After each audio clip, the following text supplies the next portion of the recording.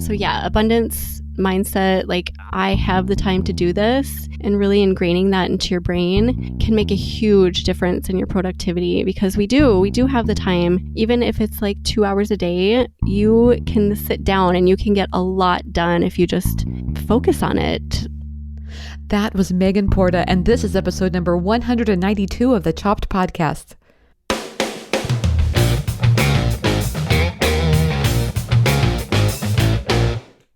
Hey there, how are you doing today? I'm so glad you've taken some time to join me. I'm Marley McMillan. I am with the site, namely Marley, and I am your host of the Chopped Podcast, where we are talking about all things entrepreneurism, productivity, mindset, social media, and so much more, especially as it all relates to a passion for food blogging and influencing.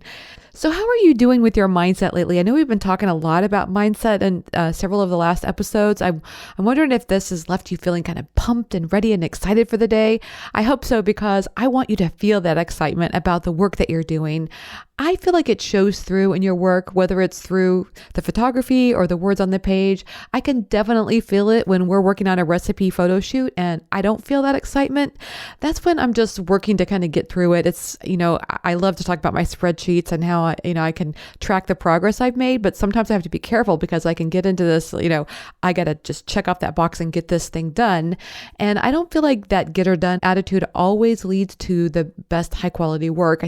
It's almost like I need to have that get or done attitude when I'm working on my spreadsheet, when I'm checking those things off. But then I've got to find that place of excitement and energy to get the work done in a way that's just, feels exciting and vibrant. And so for me, what I do is I take a deep breath, I clear my thoughts. Sometimes I'll put on some great music, and that makes all the difference. So speaking of excitement, I am excited today because I've got another great food blogger conversation. Today is with Megan Porta. She's with the site Pip and Ebby.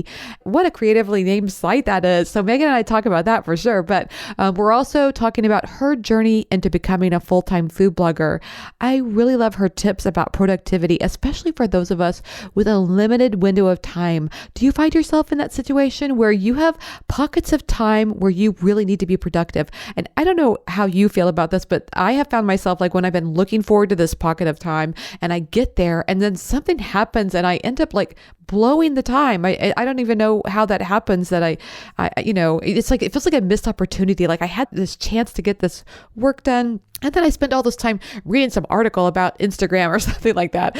And so it's like, it's related to work, obviously, but it's just like, I've had those things that I needed to really get done. I don't know if you've ever felt that way or not, but it really can be frustrating. And if you feel like this too, you're going to love today's conversation, because Megan shares so many great tips about how she uses her time wisely. She talks about how she gets organized, how she even tracks her productivity to be able to monitor it down the road so that she can look back at a glance and see the days that she did certain things. So she also talks about distractions from others and how she handles that, because who amongst us hasn't had a call from a friend saying, let's go do coffee during that golden window of productivity that you've got. So Megan talks about that, how she handles it. And she even has a site to recommend to create that perfect ambiance for productivity in your home office. So I love those kinds of hacks. I can't get enough of them, and it's really helpful. So in fact, today's conversation is so great, and I know you're going to love it. So let's get straight to it. Here's today's featured discussion with Megan Porta.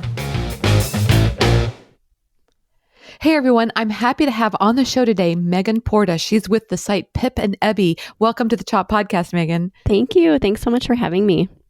I'm really looking forward to talking with you. I think we're going to have a lot of really good things to talk about today. Yes, me too. One thing I'd really love to start with is let's talk a little bit about your blog and what it is that inspired you to start it.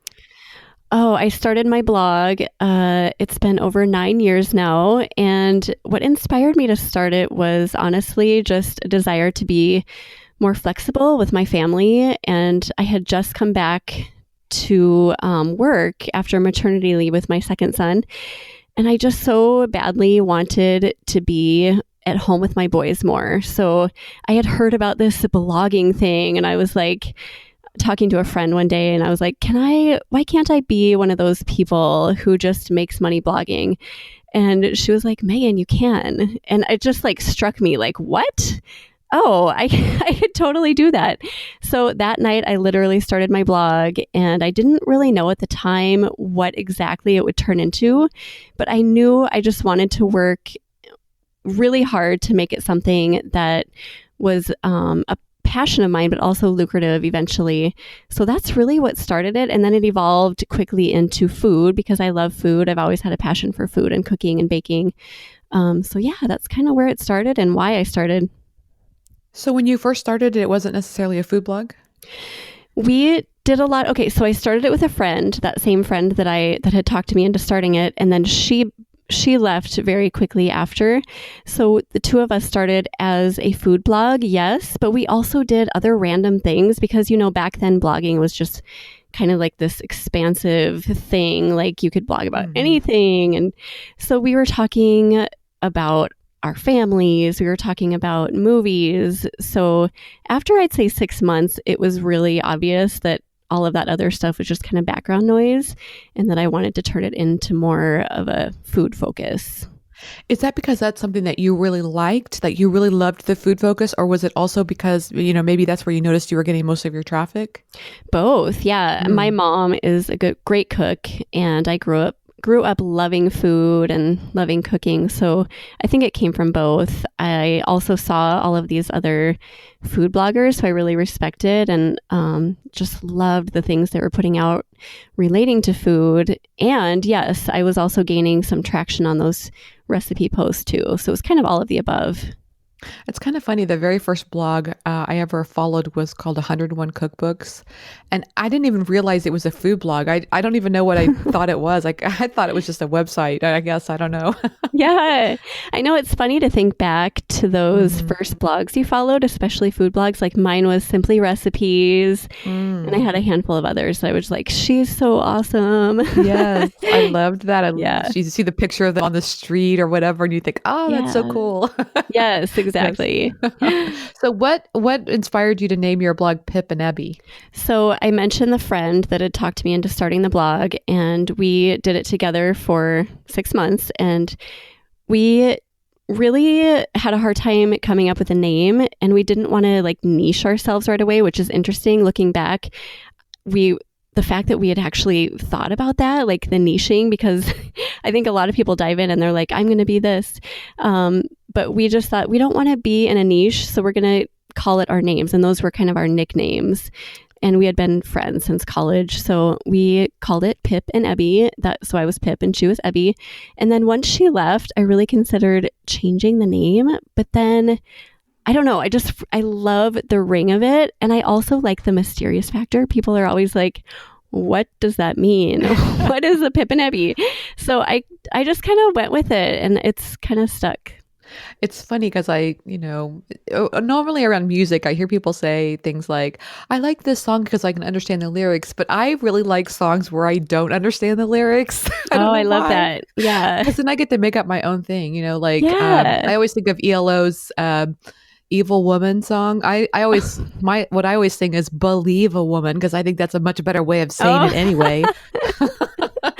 That's so funny. Yes. I think we all do that. We have those songs where we're like, oh, that's what that said. I didn't know that. Yeah, I think like Big Old Jet Airliner. I think who is that? Steve Miller Band? Steve Miller Band, yeah. It's like the most number one, most misunderstood lyric. Yes, absolutely. Yes, I totally never heard Big Old Jet Airliner. I always heard Migo Jet and Elijah. Yes. Oh my gosh, that's so funny that you said that. So I'm with you. I kind of get this whole, there's a little bit of mystery in that. That's kind of cool, Yeah. And it was very accidental. We didn't, we were like, oh, let's do our nicknames. But now I've totally embraced it. And I know a lot of people like to have some reference to food in their URL, but I just think, I don't know. I think it suits me well. And it hasn't hurt you. I mean, I kind of wonder about that too. I've always wondered if you have cooking or something like that in your site name, does that actually help your traffic? But it sounds like, you're saying maybe that's not the case. Yeah, right. I mean, it's hard to know unless you actually changed.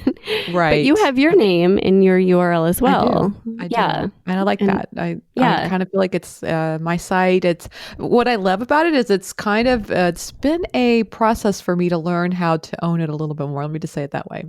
Okay. Yeah. To own your own philosophy or just the way you go about things. And so I don't know. I've really Yeah. kind of like, it's something I get to gradually move into, and I like that. Yeah, that's very cool. So I have to ask, where do you get the nickname Pip? Well, I'm on the shorter side in stature. So, and my friend is tall. So it was kind of funny. We would walk around college together all the time around campus, and people would be like, "Oh my gosh, you guys are so funny," because she was really tall and I was really short. So Pip kind of came from Pipsqueak. So, Oh, yeah. I get it. I love it. Yeah. That's great. Good. And then she didn't stick around. I bet she's disappointed now she didn't stay around. I don't know. I mean, we're still really good friends, and she totally supports my blog, and I just think it wasn't her thing. And Yeah. she said going into it, she's like, I don't know if I'll stick to it. And I was like, well, I know I will. So let's start it and see what happens. I love it. Yeah. Okay, let's talk a little bit about once you got into, and it sounds like it started a little bit on the hobby side, but also with this goal of it becoming Yeah. more. But then I'm just curious about the things that you realized early on that you needed to have as skills. Like I'm always curious about food photography for one thing. Is that something Yeah. that you came in there with, or did you have to kind of develop that? Oh, well, I had purchased a really nice camera when my boys were babies. So I had been practicing with that, just kind of the portrait side. And then I had started taking pictures of, family members for high school, graduate or senior pictures and things like that. So I had been doing that side, but not the food. And I remember the first few, well, I shouldn't say even few, like the first probably 100 recipes Yeah. that I photographed. And I thought at the time, like, these are pretty good. Yes. And then, like, I'm sure you know how that is too, Yes. Marley. Like, you look back later and think, what in the world was I thinking? And I actually remember looking at this terrible salsa recipe that I took. It was like one of the first 5 recipes I ever did. And it looked like a pile of vomit, and it was just so gross. But I remember at the time thinking, oh, I am awesome, like I'm gonna kill it with this. So I mean, yeah, I went in knowing that I had to work on my photography skills for sure, but I think I was a little disillusioned about my actual skills in that area. But I think that's pretty normal. I think, talking to a lot of food bloggers, I think that a lot of us are in the same boat with that. Yeah. And what are some of the things that you did to improve in that area? I just did a lot of it. I didn't take any classes or, do any formal training, but I just knew that I had to get to know my camera really well. And I just took a lot of pictures of food. I did a lot of experimenting with lighting, not necessarily artificial lighting at first, but just a lot of experimenting with natural lighting and like positioning and, just a lot of practice. Yes, I totally get that. And I always felt like, especially early on, every now and then I would accidentally get a great shot and I didn't know what happened to make that happen. But I was just like, yes, it's so good. Same, because I even look back now to some of my really old posts and that I haven't changed. And I'm like, wow, that was actually pretty good. It was like a diamond in the rough. Yes. And I don't know what I did differently that day. Maybe I was just feeling it that day, but for whatever reason, sometimes it worked. Yep. And I think it's a little bit about, sometimes it's the vernacular. Sometimes it's just like, knowing what you're looking for. So for me, I wish I could think of her name. I'm going to put a link to the show notes page on this one, but she was on the show recently and she has a video course not course, it's actually just a YouTube site of like photography tips and video tips and things like that. And Sure. she actually said that she calls it specular highlights. Well, I'd never heard anybody say that before, but that's exactly what I'm looking for is the shiny part on the food. Yeah. And once I figured, once I just having that word, now I know what I'm looking for. I don't know. It just makes a big difference. I think the more you can learn. Right. And the more you talk to other food bloggers or other photographers even, and just, like you said, get to know the words and like what exactly are you looking for? Right. A lot of editing, a lot of photography. I always say like practice so much. If there's something you need improvement on, yes, take the classes, but just do tons of practice. Yes. So was there a point that, in your early days when you realized, oh, wow, this actually is something that I can turn into a career. I can make money off of this? Oh, that's a great question. I mean, I knew right away that I was going to. I just was not going to not. But about a year and a half into it, I had lost my job. So I was a graphic designer before that full time, and I had lost my job. And that was kind of the point where I was like, I have got to make this work. So my husband was super supportive, and he was like, you know what? Don't look for another job. Just dive into food blogging, which was, looking back, I was like, wow, because we lost like a ton of income and it was really scary. But I just am super grateful that he had the confidence in me and just saw the potential. And so, yeah, at that point, I dove in and just worked my butt off. That is so nice to have someone that supports you like that. It makes a big Oh, difference. seriously, it really does. Without that, I mean, my direction could have gone an entirely different way. I have no idea what would have happened from there. Wow, that's amazing. And so having that background as a graphic designer has got to be helpful too, I would think. Oh, yes, that it is. Because, like we always have to be creating logos or random graphics, and just to have that capability to do that sort of thing really quickly and easily, and I have all the knowledge in that area. So it does help a ton. And I know we're going to be talking about a little bit about Pinterest today too. I just, my husband's a graphic designer, and he and I work together on the site, and he'll prepare a graphic image that we use. When I say graphic, I mean a text focused image. But then, now the all the craze that people are talking about is that how each post needs to have 4 or 5 different Pinterest images. And so I get into Canva and I'm doing, I don't know what I'm doing, and I'm just trying to figure things out. And so I just think having that background would be huge. Yeah, it's helpful, and I kind of take it for granted. And then I see on the forums when people are like, I need a designer, and like that is definitely something that I take for granted. Yes, that even just you have training in how to work with colors, how to what kind of fonts to put together. I mean, that's really, some people maybe have a knack for it, but I feel like having training is actually even more important.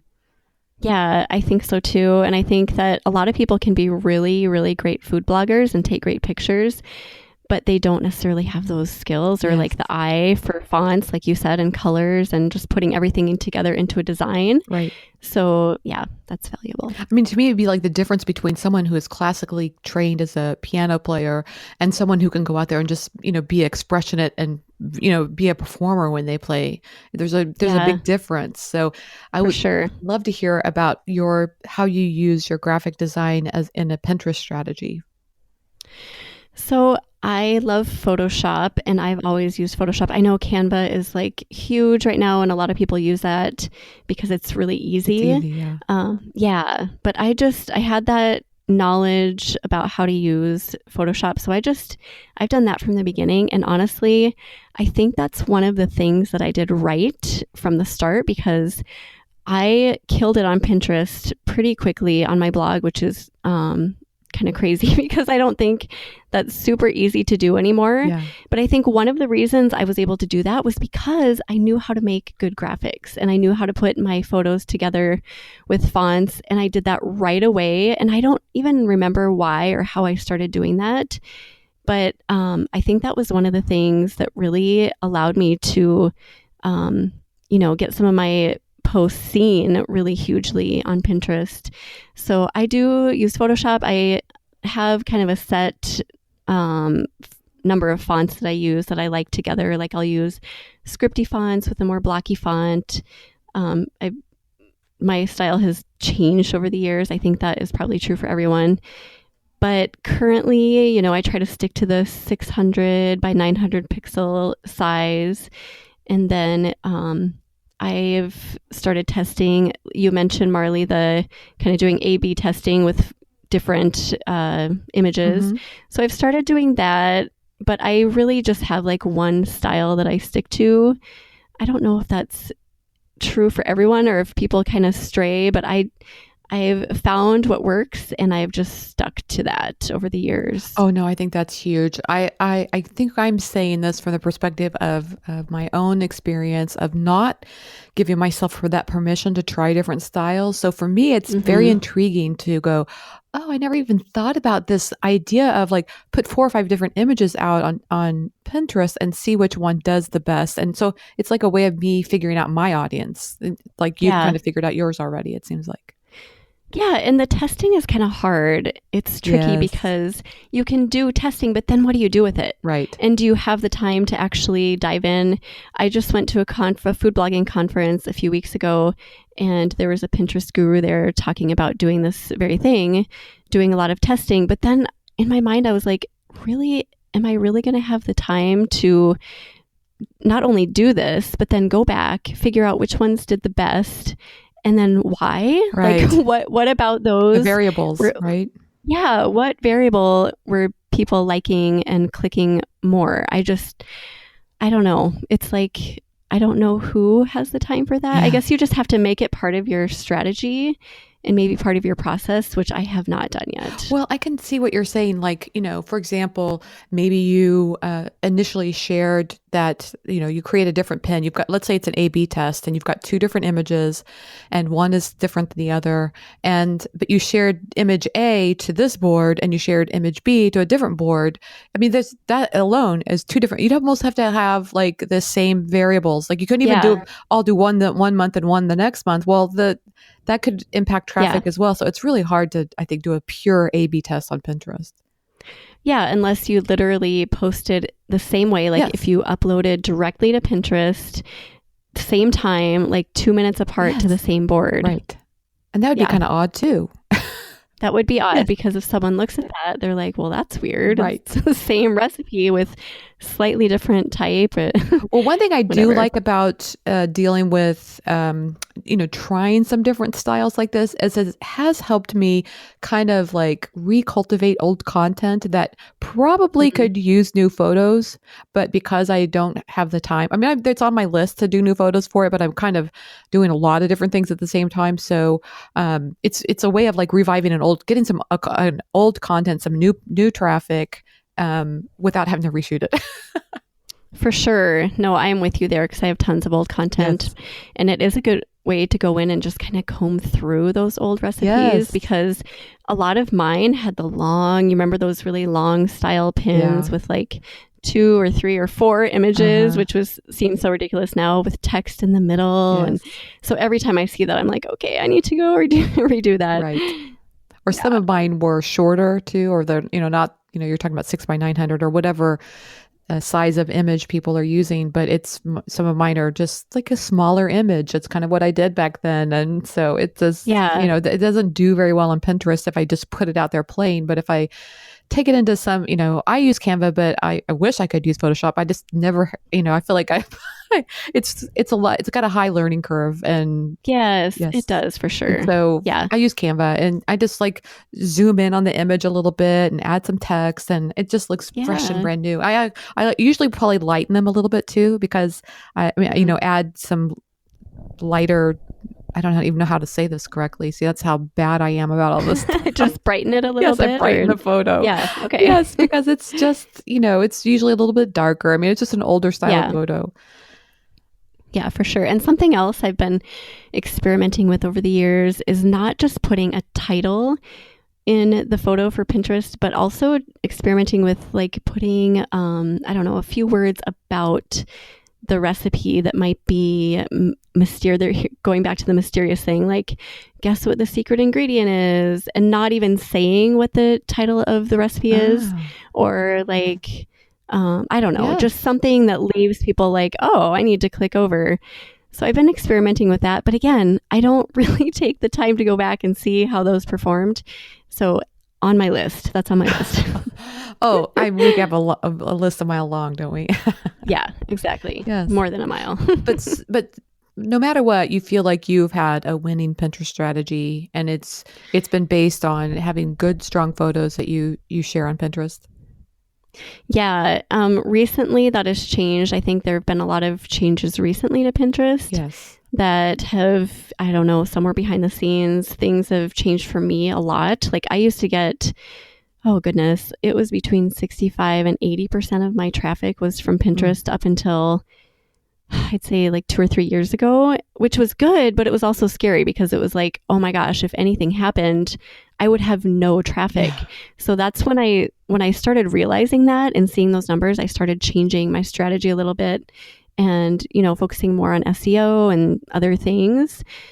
But yeah, I do think that Pinterest has carried me for a long time because I just put a huge focus on, first of all, creating really good, nice looking, savory, mouthwatering photos and editing them well, and then also just pairing them with great text. Yes. I love it. That's a great, great winning combo right there. Do you Yes. use any kind of tools like Tailwind as well? Yes, I do. I use Tailwind. We do some manual pinning, but mostly using Tailwind. Tailwind. I just love the Tailwind. It really has, I do too. it makes it so much easier to schedule, your pins Oh out my into the gosh, future. agreed. Yeah, it's like one of those things you can just not think about, right? Yes. Just get done and move on to other things. Right. Get that queue all nice and full, and then you can just Oh, move on to other that things. feels amazing. Yes, I do love that. Then you get that surprise of some bonus traffic from time to time when, yes. Yes. It's like passive traffic. Well, Yeah. What? you put the time in, it's just upfront. Yes, exactly. Right. But I Yeah. kind of actually, I used to have somebody doing it for me, filling up my queue. And I kind of took back over control of that. And I'm kind of glad I did because I feel a lot more like I understand what's going on. I'm not against hiring people to do things like that for you. I think it's a good idea. But I also think it's every now and then it's a good idea to get back in and to do it yourself. And just to at Yes. least peek at it and know what's Right. going on and just have a feel. Yeah. I think that it's great to be able to hand Yeah. things off like that. But you do, as the food blogger and the person who's running the business, I think that you absolutely need to always have a handle on what's Yeah. going on and what sorts of things are being pinned, Right. etc. Exactly. Yeah. So let's talk a little bit about productivity because I know this is an area that you do really well at. And with a food blog, there is, as we've just said, there is a never-ending list of things to do. I'm just curious, Yeah. how do you decide what to focus on in your day, and or maybe even your month or your week or your year? I mean, do you have a plan? How do you follow? How do you be productive in your life? That's exactly what I was just going to say. I have a plan. And I think before I started really planning out my job and my life, it was kind of like I was reacting Yes. constantly to everything. But once I started planning, things completely changed. I think planning is a necessity in food blogging, especially because there's so much to do. Every week, I plan the week ahead. So every Sunday, I sit down and I plan the week ahead. And then every night, I plan the following day. Not plan the following day, but I review the following day. Like, kind of have it in my mind, like, this is what I'm doing tomorrow, just so it's kind of set there. And every month, so at the beginning of every month, I sit down and I review like 3 month goals, 6 month goals, 12-month goals. So I've always got an idea what I'm doing. And then kind of beyond that, I am really scheduled out as far as blog content. So I think I'm just a huge proponent of that. I think that if you can like get things planned, not just planned, but like done and scheduled, and so that they're just kind of like being scheduled when you say they are, that gives you wiggle room and grace for days when you're feeling off or if something comes up. So I think all of those things are kind of a good place to start with. I can't imagine being productive without a plan in place. And I'm so thankful that I'm like 4 to 5 weeks ahead of schedule right now with my blog content. And it, like, just this past week, my grandma passed away. And so, like, family was in town and, like, it was chaotic. And if I hadn't had just that bank of content waiting, I would have been in so much trouble and I would have been completely like stressed out and reacting to everything. So I think planning is a necessity for food Well, first of all, I'm bloggers. sorry to hear about your grandmother. I'm sure that was difficult. Oh, Yeah. thank you.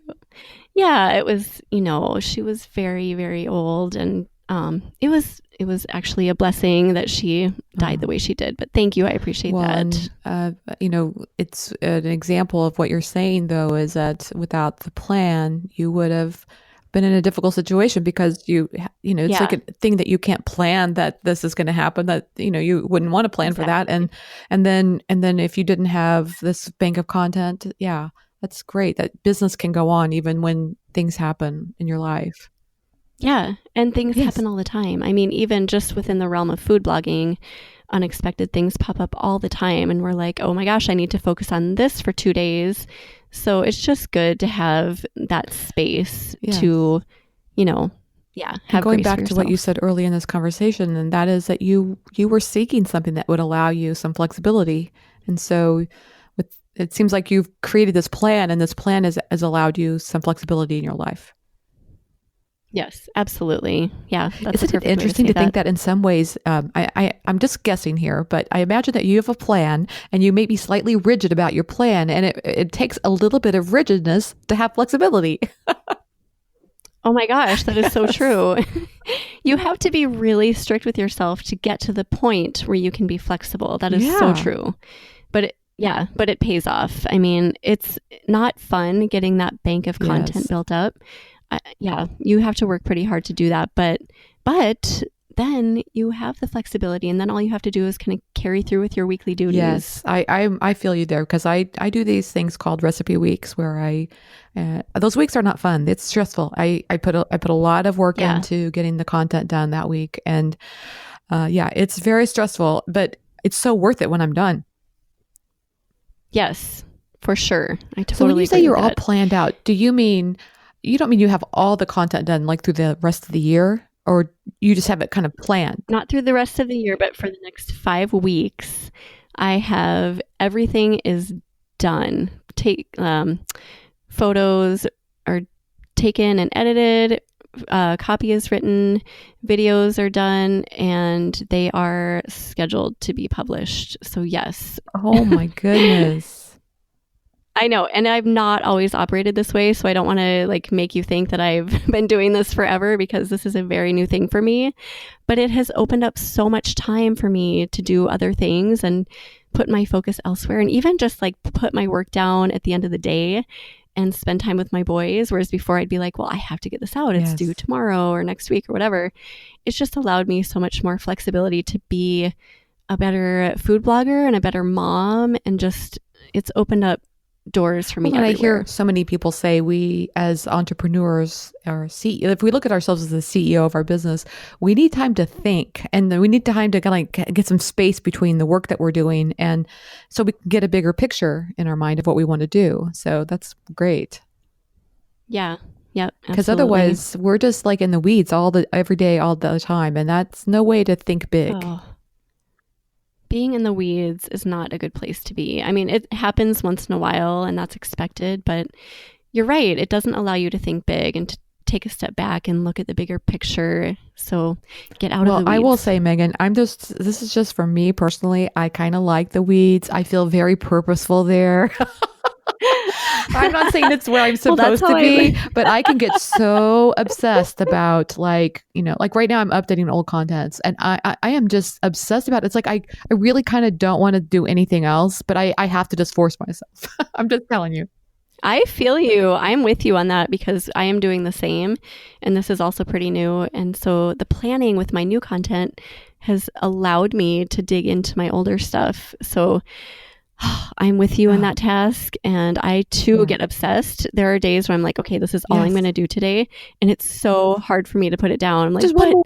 just one Yeah, more, just that's one how I more. feel.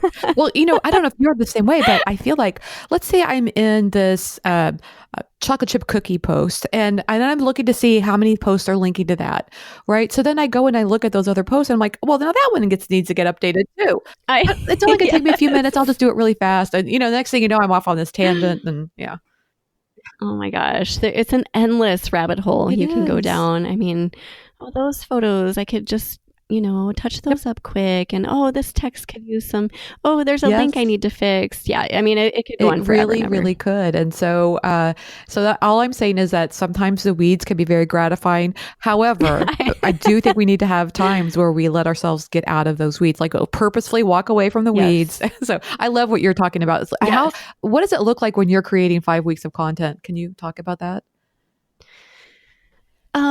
What do you mean, like having it scheduled? I mean, it's been a process. So like what I normally do is I have 3 new posts going up every week. So when I was kind of in the throes this summer of getting caught up or getting that bank created, what I was doing was just adding like 1 to 2 recipes for the week and then just like doing the same amount of work. So getting those done and scheduled. So I was just adding to my already, my posts that I was already creating until I got to that point where I had a Well, huge let's take a bank. step back from that though, because I imagine there must I'm envisioning like some editorial calendar where you have three posts a Oh, sure. week, and you probably got that scheduled out or for however long, and so you kind of sat down, you did some keyword research or whatever, and you figured out, okay, Sure. what am I gonna publish this fall? Yeah, that's a great question. So what I did was I was kind of going through the process of going through old posts as well during the time when I was like, I'm going to go grab a huge bank of content and create this huge bank. So I incorporated new posts and old posts. So the old posts were those ones that were, really good recipes, but maybe had like really outdated photos and, recipe cards that needed refreshing. So I took those and I added them to my editorial calendar as well as adding new content. So I kind of sprinkled those in. So as far as the new content, I would just think seasonally. I've always thought seasonally when I create new stuff on my blog. But I also use Google Trends a lot to see what's trending. And yeah, I guess that's it. I do seasonal and trends, and then I kind of put all of that together to create my editorial calendar. Nice. And then it's about just doing the work. Okay, what is this recipe going to be? How am I going to shoot it? And Exactly. then just doing it. Yeah. Yep. Just setting like I said earlier, I sit down every week. I'm like, okay, it's about 6 weeks before Thanksgiving or whatever holiday is coming up. I'm going to start doing mashed potatoes, and like I kind of rearrange depending on the holidays that are coming. But I have on my actual like editorial calendar, I'm planned through February. So I have content and I have, grace so that if something pops up that's really amazing, I can add it. But just loosely, I have all of that content planned and ready to go, or like ready to be made. And you shoot videos for all your new recipes too? No, not Okay. all. I would say, so at the beginning of this year, 2019, I was doing almost all of my new recipes had videos, but it got to be so much work. So I have cut back quite a bit. So I would say like 50% of my new posts now have videos. I imagine, there's some thought process that went into that. When you decided to cut back, you must have seen that, you weren't getting the return on investment for the time spent on creating the video.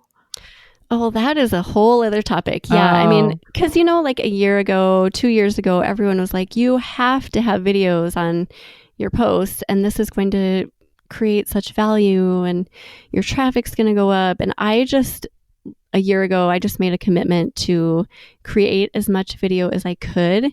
And I just didn't see, I mean, maybe my site is different. I know it's probably different for every site, but I just didn't see that huge increase in value. I mean, it was definitely a little bit, but it wasn't drastic like I thought it would be. So I would say it was around May or June when I just decided, okay, it's the return on investment is not what I was thinking. So, and I did want to continue with it. I didn't want to just completely stop video because I know it's important. But yeah, I mean, it was just not what I thought it was going to be. Yes, I think it's good to talk about that because I think sometimes these messages get out there and people just keep repeating them. And then, Yeah. an example I can give you is when Pinterest told us to leave the recipe schema on. Oh, you know what I'm yeah. talking about? Yep. Yes. The rich pins, are you Rich talking pins. about? Thank you very Yeah. much. That's what I meant. Yep. Yes. Rich pins. Yeah, that went back and forth forever, right? It Well, was I like a mean, debate. I kind of feel like the message was you have to have rich pins on to get the traffic and don't worry Hmm. about it. That's the way it works. And then somebody decided to turn it off and they realized, wow, my traffic jumped up and we were all just flabbergasted. I mean, I think that's Yeah, an example of one of those messages that gets out there. it's true. Yeah, I mean, you see stuff like that in forums all the time where Yeah.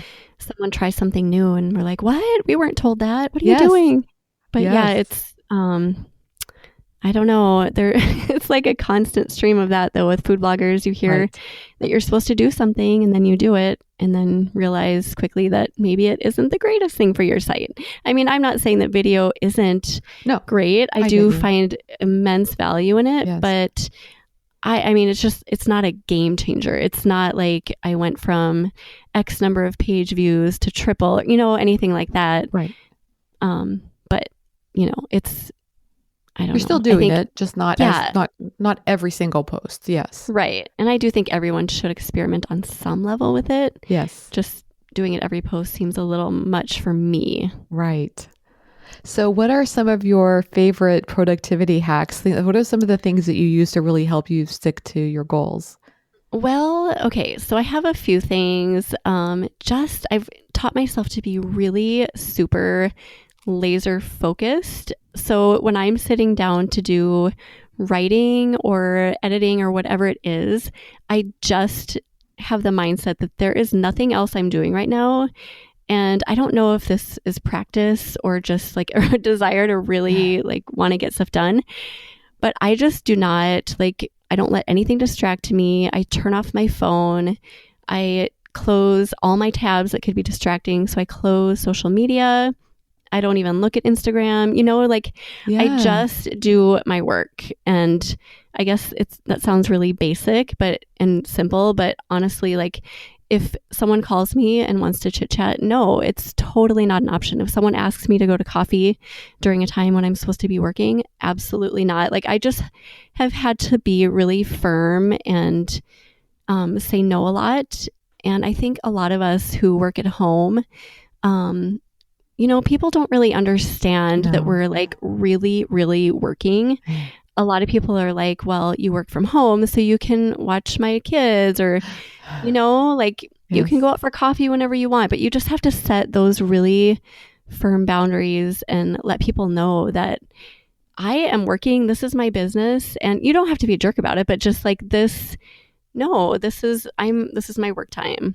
Well, I mean, if you think about it, if you were at an office, you wouldn't be able just to go take coffee at 11 or Absolutely. whatever, you know? I say that all the time too. I'm like, would you stop at 10 o'clock to go have coffee with a friend if you were in an office environment? No, absolutely not. No.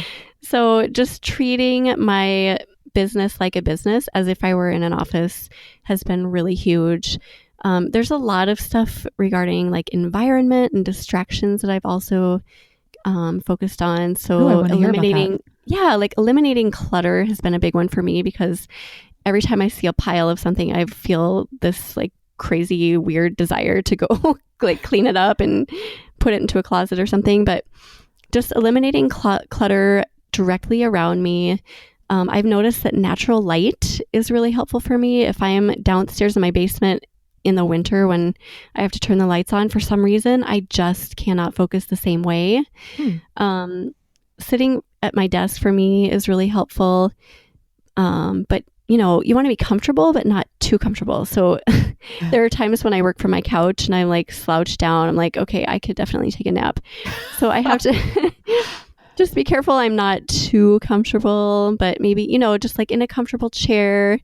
So just paying close attention to those things. Like I said before, social media, absolutely not. There is a productivity app. It's a background noise app Uh-huh. that I use sometimes when I'm feeling like on the fringe of like maybe I could be distracted. It's called Noisily. I don't know if you've heard it. It's Noisli. And there's actually a button specifically for productivity. You can click on productivity and it brings you to all of these different noises that supposedly are good for improving your speed, like Hmm. your working speed. And I don't know. I mean, I don't know if that's actually true, but like, well, it can't hurt. But Right. yeah, like trains going down railroad tracks and like a coffee shop. So whatever, there's like a million things you can choose from on that app. And I know there's a bunch of other apps too that do kind of the same thing. So just kind of testing and seeing what works for you and what makes you feel like you're really in that groove. Because noise really does matter. I mean, maybe you like being completely quiet. I know some people like just complete silence, or like light music, or maybe a podcast, whatever inspires you and helps you to be quicker. I love having international music on because if I know the words to a song, I start singing or humming along, and I can't write as I'm doing that. I like that. Yes. So some sort of music, but not something that you can necessarily sing to or speak to. That would... One of my favorites is Cesaria Evora. She's a Brazilian singer, and she's got this deep, throaty voice that's just really sultry and beautiful. But most of her music has a really nice rhythm to it, and so then the rhythm kind of makes me get going, but I don't understand the words. That. So that's perfect. Yeah, it's perfect. And also along the lines of environment, before we move on, I was just going to say pets. So I have this cat that likes to be on my lap. So I've just had to learn to like shut him out on days when I need to be focused on my computer, because otherwise it's like every 5 minutes he's wanting to be pet, or he's jumping off and I just feel like every minute matters, especially if you've got a family or someone who needs you in the evenings and you need to set aside time in other parts of your day. Like seriously, every minute matters for me. So I just I eliminate that. My cat goes outside. I shut him out of my office. And on days when I am filming video and cooking, my dog goes to doggy daycare. I just try to eliminate all of those things in my environment that could potentially set me back. I love that. And that it's what I'm hearing out of this is you're very protective of your productivity. Yes, I am fiercely, I always like to say this, I'm fiercely protective of my time with everybody, apparently my pets included. But yeah, people in my life, my family knows, my friends know, don't take offense if I say no for lunch. And my pets know as well. That's right. Well, in that way, when you have this time, I mean, it's easy when you're working from home and you're working for yourself, that time can feel kind of expansive, I could just do that later or whatever, or, but I think what I'm hearing you say is you're very protective so that you can get the stuff done when you need to get it done. Yeah. And I always have this thought that, okay, if I have 10 minutes, right, before I have to go get my boys from school, I could sit and chill for 10 minutes, or I could do 10 minutes of work. And if I do that every day, if I do that 10 extra minutes every day that I could have easily put off on any other day, that think of that over time and how much time that would be after a year. If you do just 10 extra minutes of work every single day, that is a huge project. That's a course you could create. It's something, it could turn into something big. So I try to think of it like that when I'm tempted to just sit on the couch and chill. And there is chill time. I do allow for self-care and downtime, but not during my blocked out work time.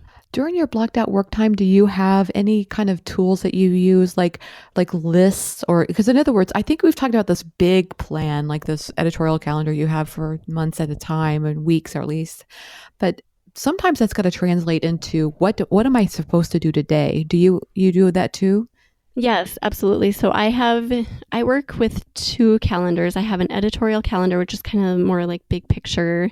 And then on my Google Calendar, I have day-to-day, very specific work tasks that I do. So, like I said, every week I just sit down and I plan it out as best I can. And I do not plan more than a week in advance because things change so much, and there are jobs that I just don't get done. So I have to, you have to move it around, and it's super annoying. But yeah, I have my blocked out time. So today, for example, I knew I would be working from 9 until 1:30. So I just have I love color coding. So I have my color coding blocks of tasks. And then as I get them done, I go onto the calendar and I turn them red, which means they're done. And then I just keep going. And if I don't get something done in a day, I just move it to the next day, and then kind of reshuffle. So that's really cool. I love that how you're using your Google Calendar so you can look back on the week and see you've got all these Hmm. blocks of red time, that you've done it, and that's really cool. Yeah. And then if there's anything that I forgot or not forgot, but didn't touch, then I can add it. So yeah, I think the color coding definitely helps me to just immediately see what I've accomplished and what I haven't. And when I see a huge week of red, I'm like, yes, that's awesome. Yes, that feels really good. I did a lot Yeah. this week. Yes. Yeah. I love that. I think sometimes we spend so much time figuring out what we want to do that we haven't done already that we don't always give ourselves credit for the things that we have done. Yes. Yep. And that's a good way to do that is just to see what you've accomplished, whether that's on a Google Calendar or just jotting things down in a notebook. Or I think it's good for all of us to see all of the stuff we do because we do so much. And like every day, like the list is endless, right? And Right. like you said, we always think about like, what haven't I done? What do I need to do instead of what did I do? Well, and I think the problem with that is it kind of sets you into this template of lack of like, oh, I still have so much I have to do, and we just don't even take a moment to congratulate ourselves for what we have done. I don't know. I feel like it's a good mindset, a healthy mindset. I totally agree. It kind of goes along with that abundance versus scarcity mindset. Yes.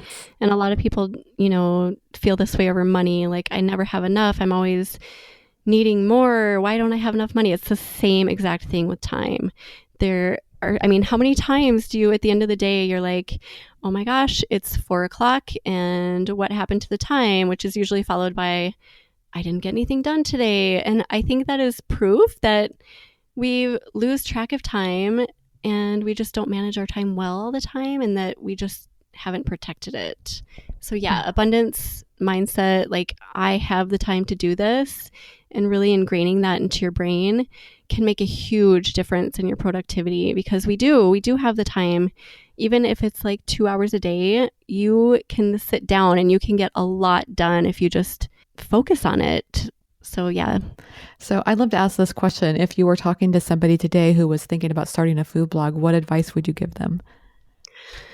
Oh, that is such a good question. I guess I would say do a little research, build your structure of your blog well, because I did not. And granted, I started back in a time when we just didn't know what kind of structure to build. So I don't necessarily fault myself, but I am constantly fixing things that take up time where I could be actually producing content and doing productive things.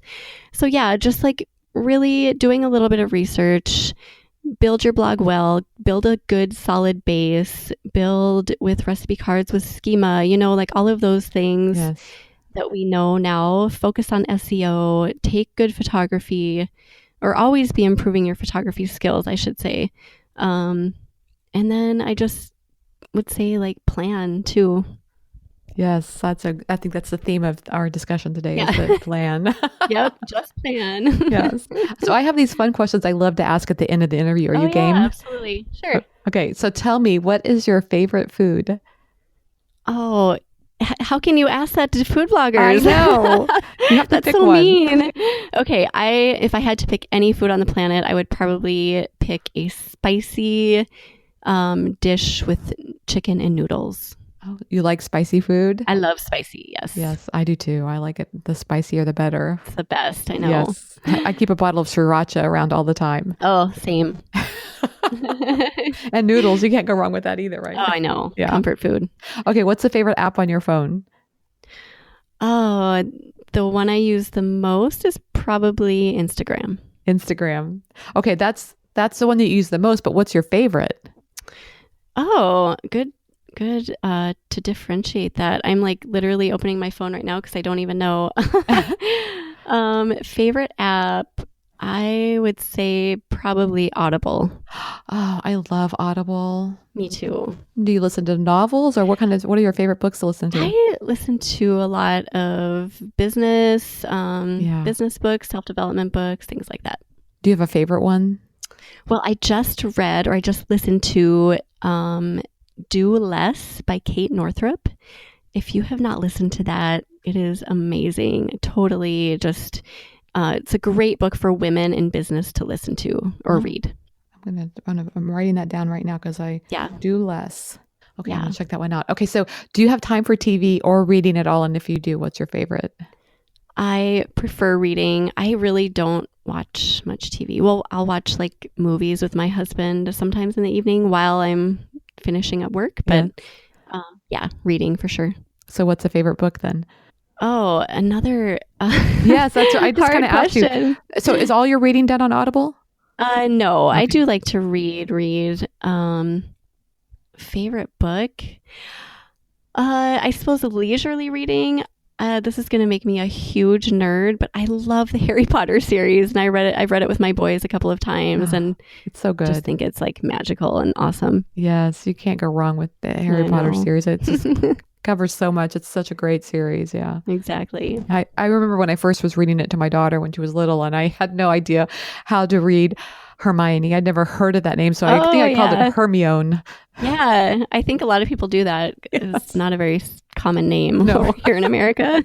It's when the movie came out, I was like, oh, it's Hermione. Yes, Okay. I think we did that as well. We were like, oh, Yes. interesting. So Megan, how can people find you online? You can go to pipandebby.com, or I'm also on Instagram at pip.ebby. Pip.ebby. I love it. Megan, thanks so much for taking the time to talk with me today. I had a great Oh, time. Thank you. It was really fun, Marley. Thanks to Megan Porta for being my guest on today's episode of the Chopped Podcast. If you want to learn more about food blogging and make sure that you don't miss a future episode of the podcast, be sure to go to chopped.academy and scroll to the bottom of the page and sign up for the newsletter. Thanks to everyone for your support of the Chopped Podcast. I've heard from so many of you, and I just want you to know your positive feedback means so much. It just takes a few moments of your time to leave a review on iTunes and Stitcher, and it makes such a big impact. Well, that's it for today's show. As always, thanks so much for listening. You know, you inspire me, and I hope today's show was helpful and inspirational to you as well. Thanks for listening, and have a great week.